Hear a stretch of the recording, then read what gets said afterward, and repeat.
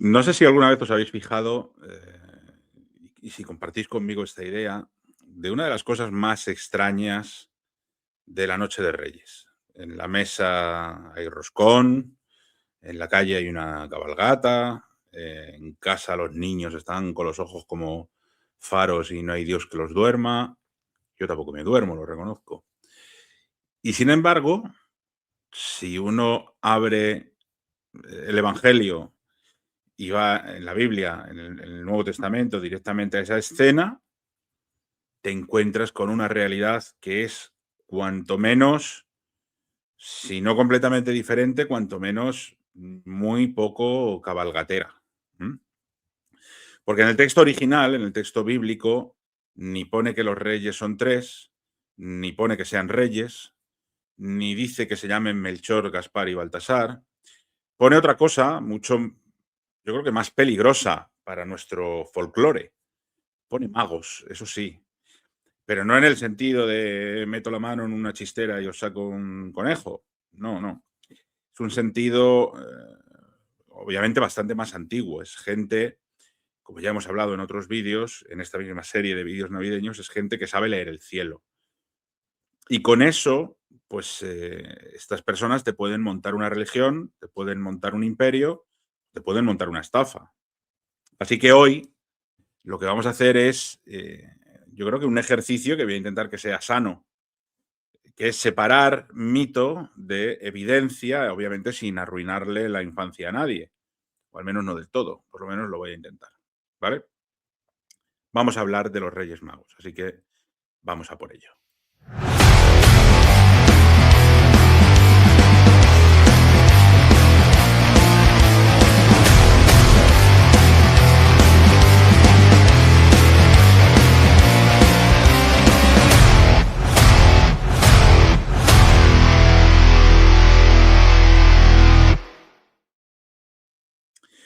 Y para ello, pues vamos a poner orden desde el principio, desde el minuto uno. Vamos a buscar la escena clásica de los Reyes Magos, que está en el Evangelio de Mateo, en el capítulo 2. En Lucas, que es el otro evangelista que habla de la infancia, solamente Mateo y Lucas hablan de la infancia de Jesús, no aparece este episodio. Allí en Lucas hay pastores, hay cánticos, hay pesebres, pero hay otro enfoque. Mateo, en cambio, es quien nos habla de esos magos, esos magoi, que llegan de Oriente, que preguntan por el rey de los judíos que ha nacido y que, bueno, pues hablan con Herodes, que siguen una estrella, como vimos también en otro vídeo de esta serie de vídeos navideños, y que llevan tres regalos, que son oro, incienso y mirra, ¿no? Esto es lo que dice. Dice entonces Herodes, llamando en secreto a los magos, porque los reyes magos se entrevistan con Herodes, indagó de ellos diligentemente el tiempo de la aparición de la estrella y enviándolos a Belén dijo, id allá, averiguad con diligencia acerca de ese supuesto niño y con lo que sea que encontréis, pues me venís y me avisáis para que yo también pueda ir y lo pueda adorar, ¿no? Bueno, ya sabemos cuáles eran sus intenciones según las escrituras. Y ellos, habiendo oído al rey, se fueron. Y he aquí que la estrella, aquí vuelve a hablar de la estrella, recordad que tenemos un vídeo aquí en este canal, en esta misma serie de vídeos navideños, hablando de la estrella de Belén. Bueno, pues esa estrella que habían visto en el oriente iba delante de ellos hasta que, llegando, se detuvo sobre donde estaba el niño. Y al ver la estrella, se regocijaron con muy grande gozo y al entrar en la casa, ojo, al entrar en la casa, vieron al niño con su madre María y postrándose lo adoraron y abriendo sus tesoros le ofrecieron presentes, que eran oro, incienso y mirra. Pero siendo avisados por revelación en sueños de que no volviesen a Herodes, regresaron a su tierra por otro camino. Esto es lo que cuenta el Evangelio sobre los Reyes Magos en Mateo. Punto. Nada más. Y a partir de aquí empieza el festival de añadidos posteriores. Porque como estáis viendo aquí en el Evangelio, no se dice que sean reyes, no dice que se llamen de ninguna manera, no da nombres propios, no dice que vinieran en camello, ni que vengan en caravana, ni que uno sea negro, ni que otro sea anciano, ni que uno sea pelirrojo europeo con barba de anuncio de champú. No dice nada de eso. Todo eso son tradiciones posteriores. Y ojo, que sea posterior no significa que sea mentira. Significa que es historia cultural. Es como una comunidad ha ido rellenando los huecos que puede tener una historia original con una serie de símbolos, ¿vale? Vamos a empezar por el principio, ¿vale? Haciendo un poco una explicación de algo que ya hemos explicado en otros vídeos, y es qué son los magoi, ¿eh? Explicar o intentar explicar la palabra magoi, porque en el mundo, por lo menos en el mundo grecorromano, los magos no son, no os los imaginéis como Albus Dumbledore, ¿vale? El término mago es un término asociado sobre todo a especialistas orientales en lo sagrado, que pueden ser astrólogos, que pueden ser intérpretes de sueños, que pueden ser sacerdotes, expertos en determinadas materias rituales, son expertos en determinados ritos. Por lo tanto, la palabra tiene prestigio siempre y cuando lo que promulguen te convenga, o puede ser sinónimo de sospecha si al contrario no te interesa, ¿no? A veces son sabios, a veces son charlatanes y a veces ha habido casos en la historia de personajes que son las dos cosas el mismo martes, ¿no? En cualquier caso, cuando Mateo escribe su texto, que es a finales del siglo I aproximadamente, claro, Oriente, el concepto Oriente no es una zona en el Google Maps, Oriente es un imaginario. Es Persia, es Babilonia, es Arabia, son territorios donde la astronomía y la astrología pues tienen una tradición muy fuerte. Y aquí es donde conviene hacer una pausa porque esto es importante, ¿vale? Y ya lo hemos contado también en otros vídeos. En la antigüedad no se separa astronomía de astrología como se hace hoy, sobre todo en el ámbito del Próximo Oriente. Mirar el cielo era ciencia, sí, porque tenía su conocimiento, pero también era política, también era religión, también era destino. Los reyes pagaban por saber si el cielo les era favorable, si tenían los hados a su favor. Las élites querían presagios y, por supuesto, el nacimiento de un rey podía leerse con un acontecimiento cósmico. Así que, históricamente, unos magoi en un relato antiguo encajan bastante bien en ese escenario de astrólogos sacerdotes del ámbito oriental. No necesitarían, o sea, no necesitaríamos que fueran una idea de hechiceros, no son científicos desde un punto de vista técnico moderno. Debían ser gente formada, probablemente de alto estatus, pero que, porque son capaces de hablar con Herodes de tú a tú sin que los echen a patadas, ¿no? Pero claro, desde esa perspectiva, para mí, ya digo, lo importante es que centremos muy bien el concepto de lo que son los magos, lo que son los magoi. Esto en cuanto a los magos, pero claro, luego, a ver, ¿de dónde viene toda esa historia de que son reyes, de que son tres, de que se llaman como nos han dicho que se llaman, ¿no? Esa es la parte divertida. ¿Cómo pasamos de unos magoi a los tres reyes magos? Bueno, pues lo primero, obviamente, es el número 3. Mateo menciona no tres reyes, sino tres regalos. Y la tradición occidental hace una operación mental rapidísima. Tres regalos, tres personas, cada uno trae una cosa. Y es comprensible, no es obligatorio, no tiene por qué ser así. De hecho, en otras tradiciones orientales llegaron a imaginarse hasta 12 magos, por ejemplo, no eran tres reyes magos, llegaron a ser 12 reyes magos. Y esto no es un capricho, es la prueba de que el texto obviamente deja huecos y cada cultura rellena esos huecos de una manera distinta. Luego está el concepto de que sean reyes. Esto se apoya en lecturas del Antiguo Testamento, lecturas simbólicas del Antiguo Testamento. La idea de que los reyes de las naciones son los únicos que están capacitados para traer dones a otro rey, ¿no? Y que la luz de este nuevo rey tiene que atraer a los altos estamentos de los otros pueblos.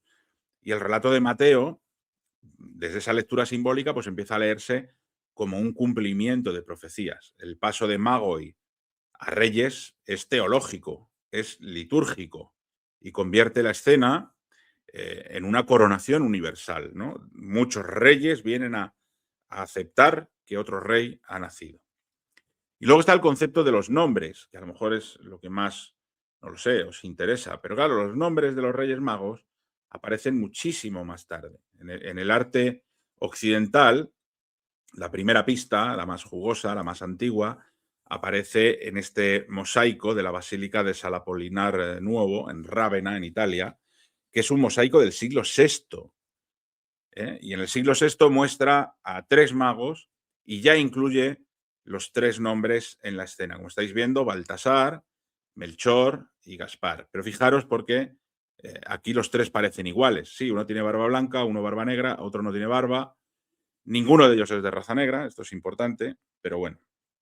Ahora bien, en los textos, probablemente la tradición más influyente de la imagen de los Reyes Magos en Occidente se asocia, y de ahí es donde también se asocian los nombres, con un compendio tardoantiguo, alto medieval, que se conoce con el nombre de Excerpta Latina Barbari, que es una traducción latina de un original griego que se perdió y por tanto solo queda la traducción latina. Traducido a un lenguaje sencillo para que lo entendamos, los nombres no vienen de los evangelios, no vienen de Mateo. Los nombres vienen de siglos de cristianismo construyendo tradición y memoria.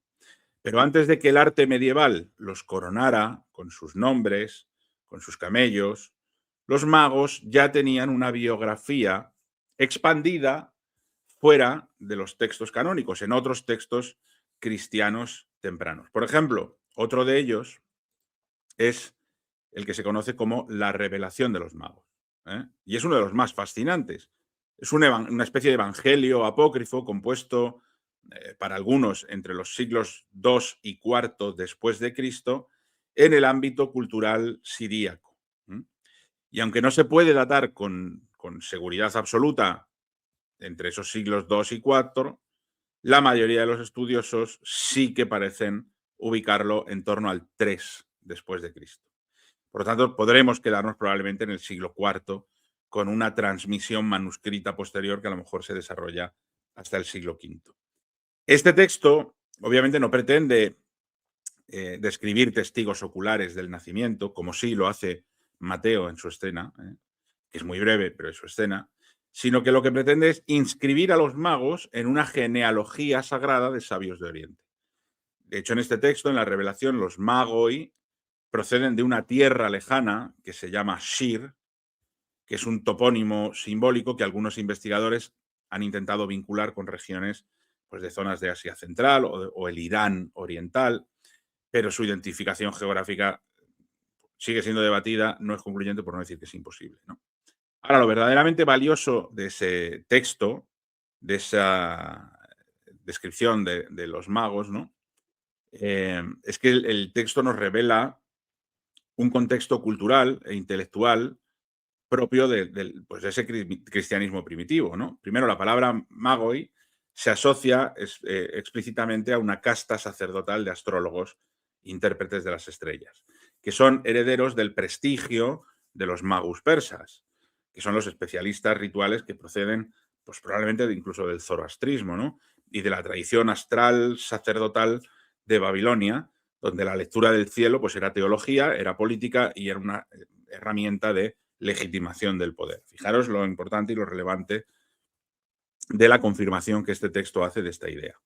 Y luego, por otro lado, este relato describe cómo, años después de su visita a Belén, el día del nacimiento, estos magos encuentran al apóstol Tomás, cuando Tomás está en su misión oriental, y reciben de Tomás el bautismo, lo que encaja perfectamente con un motivo literario temprano, que es la Epifanía, que no termina en Belén, sino que continúa como transmisión de autoridad sagrada desde Oriente hacia la Iglesia apostólica.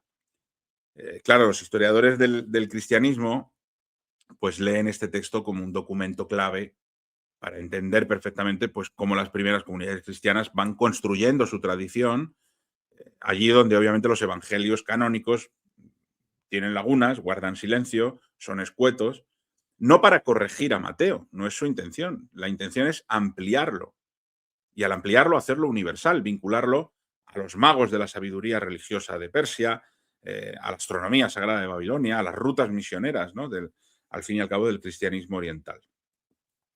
Y luego tenemos la cuestión, más allá de estos textos, ¿no? de quiénes son estos personajes, ¿no? Vamos uno por uno, si queréis, pues con honestidad, porque aquí no hay actas notariales, simplemente hay capas de tradición, lo cual nos lleva, pues, al primero de ellos, que es Melchor, o Melchior, o Melcón, hay muchas variantes, que aparece, pues, como una forma estable en las tradiciones occidentales y orientales también, más tardías, ¿no?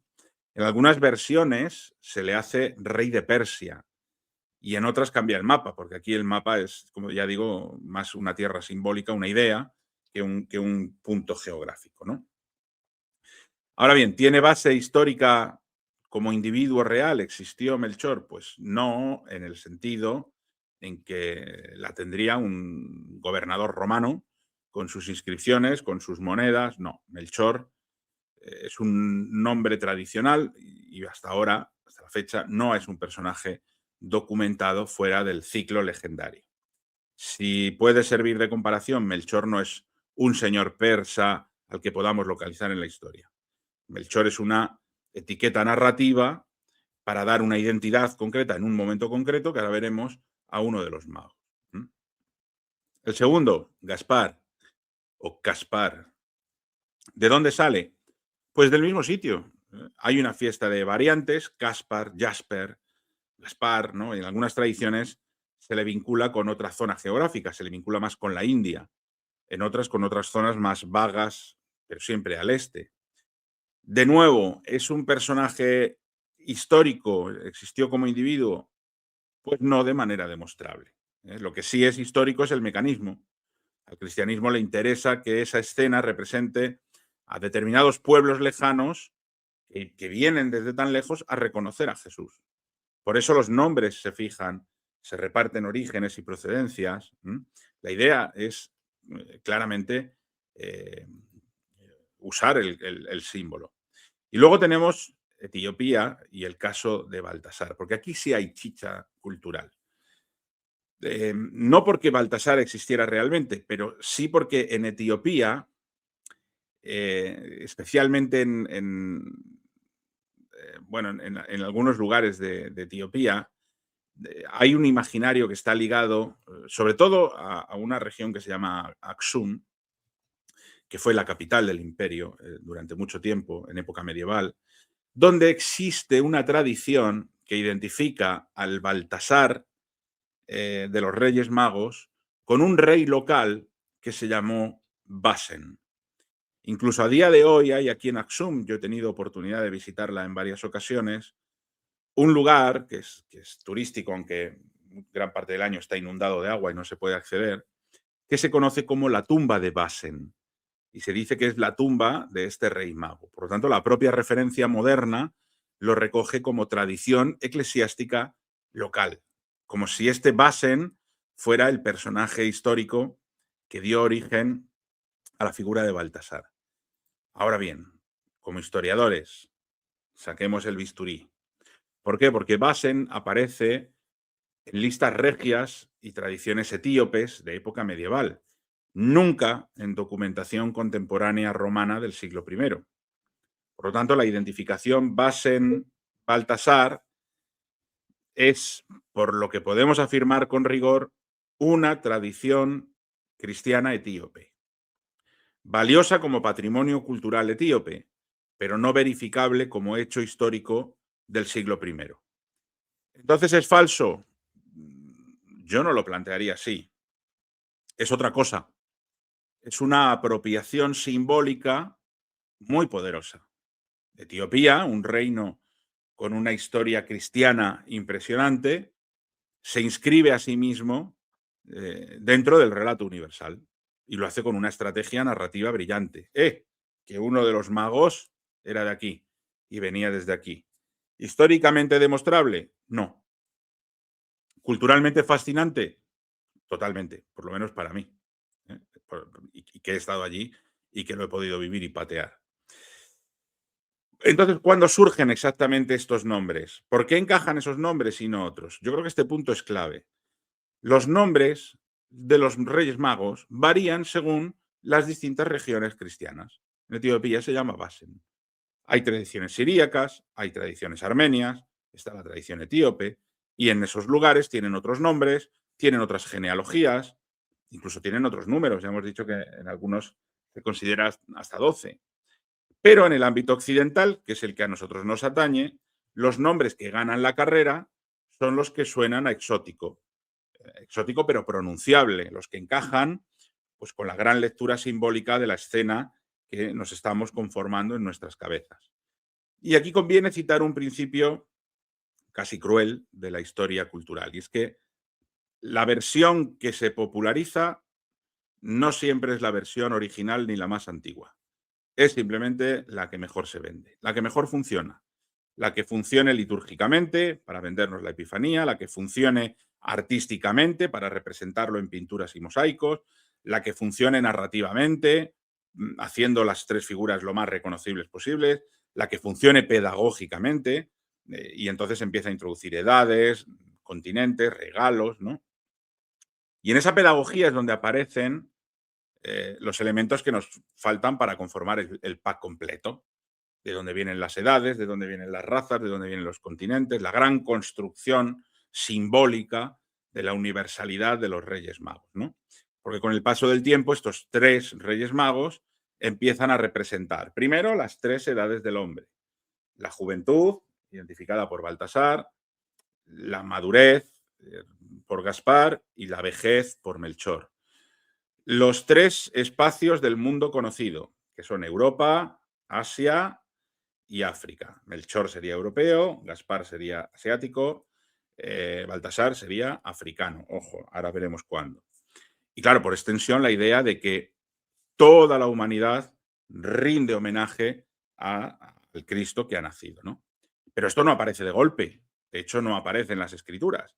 Es un proceso tardomedieval, un proceso medieval, pero más bien tardomedieval.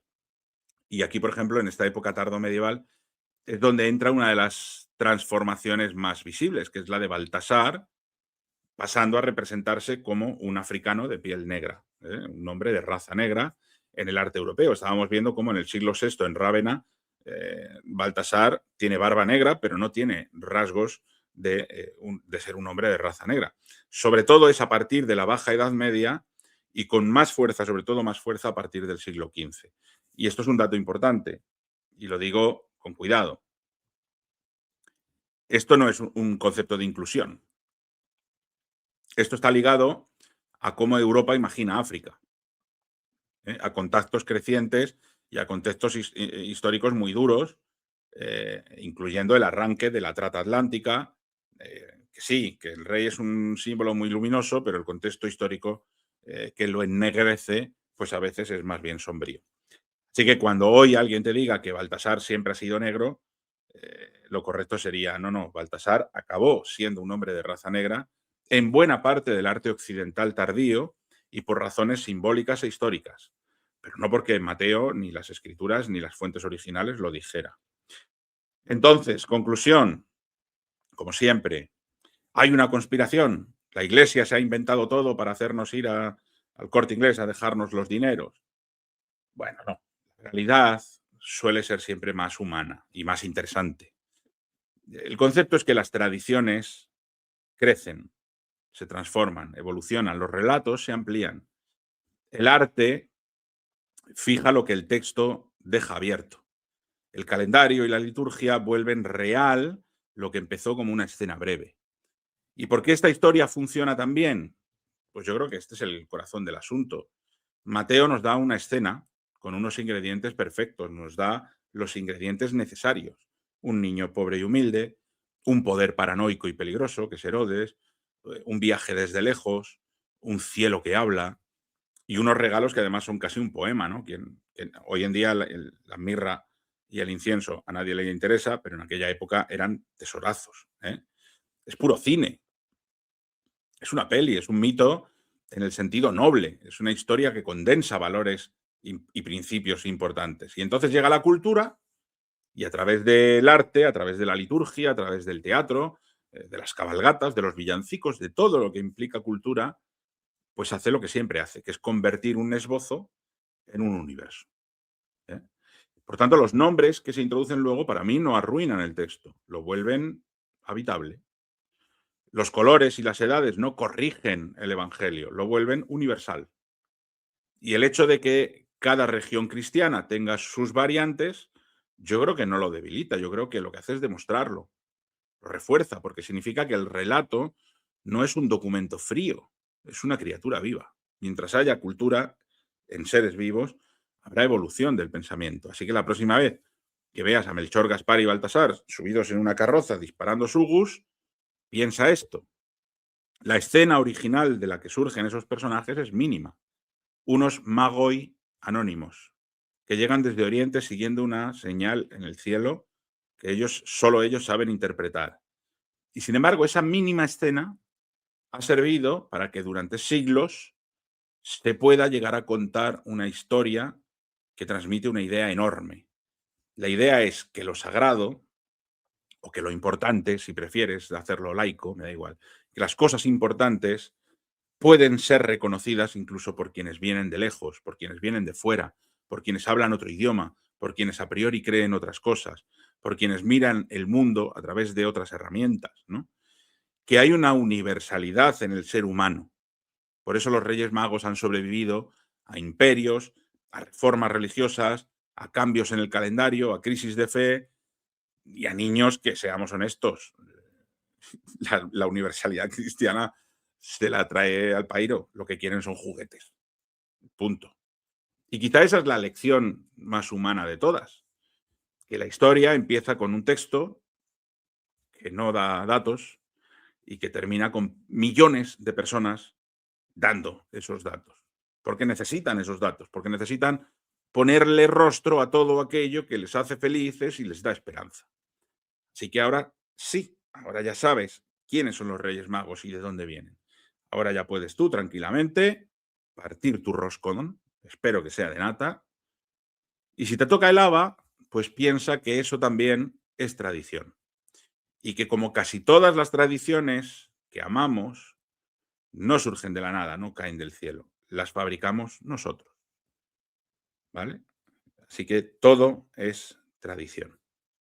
Nada más, esta es mi aportación, esta es mi reflexión en este vídeo y espero que os haya interesado este punto de vista y este planteamiento sobre lo que son los Reyes Magos.